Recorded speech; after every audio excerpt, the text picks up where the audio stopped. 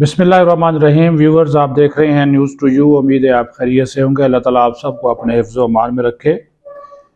एक तो तहरीक इंसाफ के वाइस चेयरमैन शाह महमूद कुरैशी, या पता नहीं वो वाइस चेयरमैन हैं भी या नहीं, क्योंकि नए पार्टी इलेक्शन हो गए तो उसमें तो वाइस चेयरमैन का उन्होंने अनाउंस ही नहीं किया।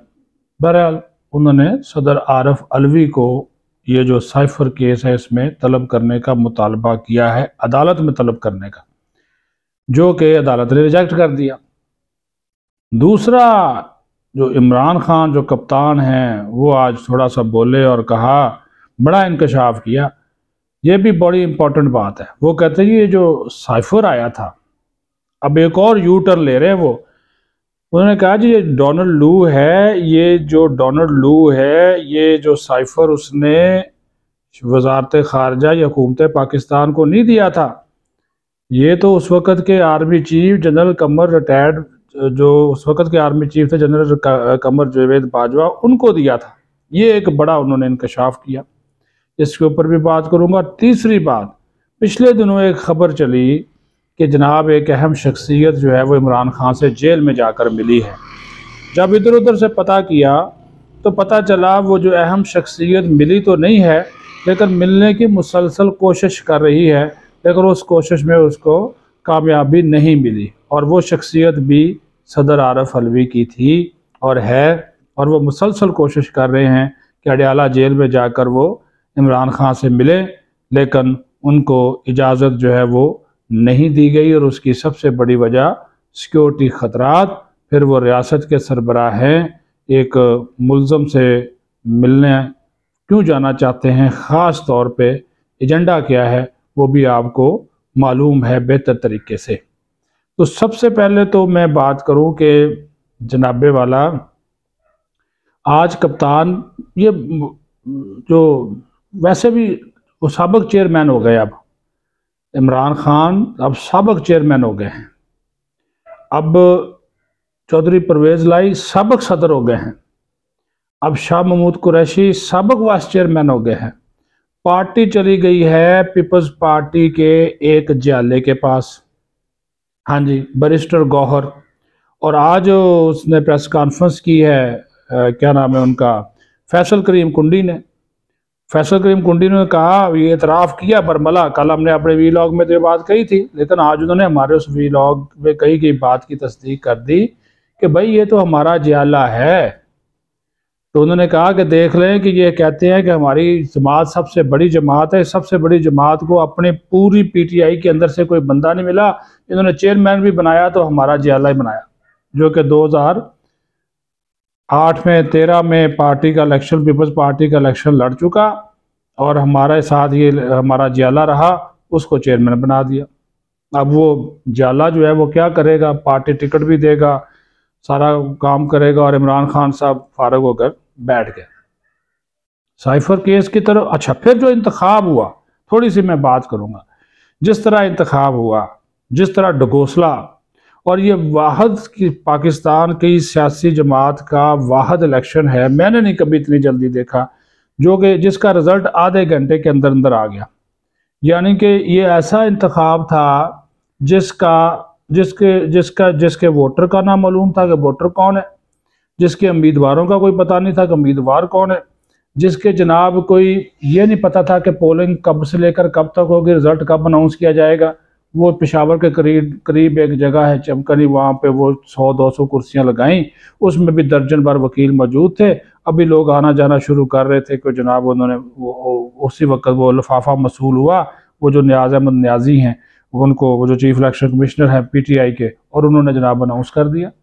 उन्होंने कहा जी ये तो चेयरमैन बन गए, बैरिस्टर गौहर चेयरमैन बन गए, वो यास्मीन राशिद पंजाब की बन गई, और अलीम आदिल शेख पंजाब सिंध के बन गए, और खैबर पख्तूनख्वा के अली अमीन गंडापुर बन गए। यानी कि जो आप ये देखना टकराव है, कोई इनको समझ नहीं आई। और जो 9.5 मई में मुलव्वस लोग हैं उनको इन्होंने दोबारा, जो 9.5 मई, उनको दोबारा इन्होंने बना दिया, पार्टी के अंदर ओहदे दे दिए। यानी कि वे सीखने को तैयार नहीं है, ये समझने को तैयार नहीं। एक तरफ तो ये कहते हैं हम उसकी मजम्मत करते हैं, लेकिन इस्टेब्लिशमेंट और फौजी इदारों के साथ ये टकराव की पॉलिसी की तरफ जा रहे हैं। इसी वजह से इन्होंने देख लें कि जनाब उन लोगों को बनाया जो कि बराह रास्त मुलव्वस हैं 9 मई के वाक़यात में, उनको सूबों की जिम्मेदारी जो है वो दे दी।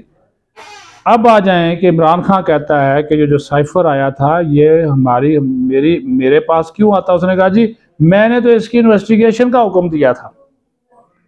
तो भाई अगर इन्वेस्टिगेशन का हुक्म दिया था और आपको मालूम था कि जनरल रिटायर्ड बाजवा जो उस वक्त आर्मी चीफ थे तो आपकी हुकूमत के खिलाफ कोई साजिश कर रहे हैं और दोनों लू से मिलकर कर रहे हैं, बरतरफ करते हुए उनको आप बरतरफ करके आप अपने पसंदीदा जनरल फैज़ को लगा देते। आप क्यों नहीं लगाया आपने? तो अब आप वो बड़ा यू टर्न लेकर कह रहे हैं कि जनाब ये जो साइफर आया था ये तो आया ही जनरल कमर जवेद बाजवा के पास था, इसका तो ये तो इत्तफाकिया शाह महमूद कुरैशी के हाथ लग गया। शाह महमूद कुरैशी को तो इसका पता नहीं था, यानी कि उसको नाअहल करार दे दिया शाह महमूद कुरैशी को, इमरान खान का। भाई ये बड़ा नाअहल वज़ीर ख़ारजा था कि एक जनाब अमरीकी सफारतकार है वो आ रहा है, अपना साइफर आ रहा है और वो वज़ारत ख़ारजा को देने के बजाय आर्मी चीफ को भिजवा रहा है, जिसका मतलब है सारी वज़ारत ख़ारजा फारग थी।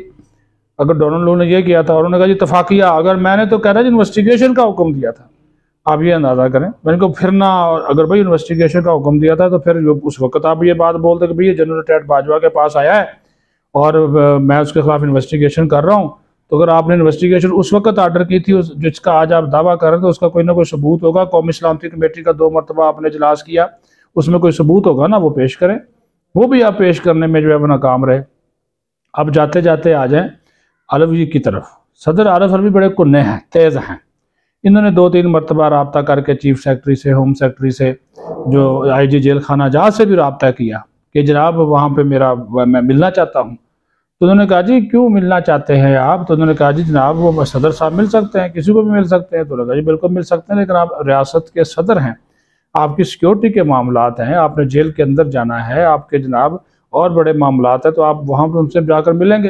क्यों मिलना चाहते हैं? एजेंडा तो ज़रा बता देना। अगर आपको कुछ हो गया तो किसी ने हमला कर दिया, कोई पत्थर मार दिया, हालात पाकिस्तान के ऐसे, और फिर एक मुलजम से जाकर मिलना, और वे को पार्टी का साबिक सरबराह रहा, आप उसके कारकुन तो नहीं हैं, आप तो रियासत के सदर हैं। तो पिछले दिनों उन्होंने काफ़ी कोशिशें की हैं कि इमरान खान से जेल में जाकर मिलूँ, लेकिन वो कोशिश कामयाब नहीं हुई। लेकिन फिर भी वो PTI वालों ने ऐसे ही खुद ही फैला दिया कि बड़ी अहम शख्सियत मिलकर गई है। कोई नहीं अहम शख्सियत, मुसलसल कोशिश कर रहे हैं अलवी साहब रियासत पाकिस्तान के सदर बने। एक पार्टी के कारकुन के तौर पर अगर आप बिहेव करेंगे तो यही होगा जो आपके साथ हो रहा है। आप क्यों अपनी इज्जत खुद अपने आप उसका जनाजा जो है वो निकाल रहे हैं? जिस तरह PTI ने जनाजा निकाला जमहूरियत का आज ये सिलेक्शन करके, वैसे वो कहते हैं वैसे जमहूरियत के नारे लगाते हैं कि जमहूरियत पायदार जमहूरियत हो, और ख़ुद पार्टी के अंदर आमरीत है। यानी कि किसी और उम्मीदवार को अकबर ऐसा बाबर चीखता रह गया, वो आप जा रहा है अदालत, इसको चैलेंज कर रहा है, वो चीखता रह गया कि जनाब मुझे बताया मैं कागज़ कहाँ से लूँ, कागज़ कहाँ पर जमा कराऊँ। उसको किसी ने नहीं बताया। भाई कागज़ तो तब हो ना कि अगर कोई इलेक्शन आपका हो, एक लिफाफा आया, करारदाद चंद लोगों ने पास की, पता नहीं किसने पास की किसने नहीं पास की, और अनाउंस कर दिया जी ये हो गया और ये बिला मुकाबला हो गए। ये ड्रामेबाजियाँ जो हैं वो नहीं करनी चाहिए। तो ये आज की जो दास्तान थी, मैंने कहा वो आपके साथ जो है वो शेयर की जाए कि ये मामला जो हैं वो चल रहे हैं, और यानी आनियाँ जानियाँ इनकी जो है वो आपको समझ आ जाएंगी। बाकी अल्लाह ताला इनको हिदायत दे। हम जो भी थोड़ा सा वीलॉग PTI वालों के, हम तो इन्फॉर्मेशन देते हैं। मैंने नून लीग के खिलाफ भी किए हुए हैं, पीपल्स पार्टी के खिलाफ भी दिए हुए हैं। ये आज की इन्फॉर्मेशन थी, मैंने आपके साथ शेयर कर दी। वो लेकिन वो चढ़ जाते हैं जी, वो क्या करें, फिर पीछे पड़ जाते हैं यूथिए हमारे। तो वो फिर माँ बहन की जो अल्लाह ताला उनको हिदायत दे। हर एक के घर में माँ बहन है, तो चलो जो हमें गालियाँ देते हैं तो हमारे गुनाह चढ़ जाते हैं। अपना ख्याल रखें। बहुत शुक्रिया। पाकिस्तान जिंदाबाद।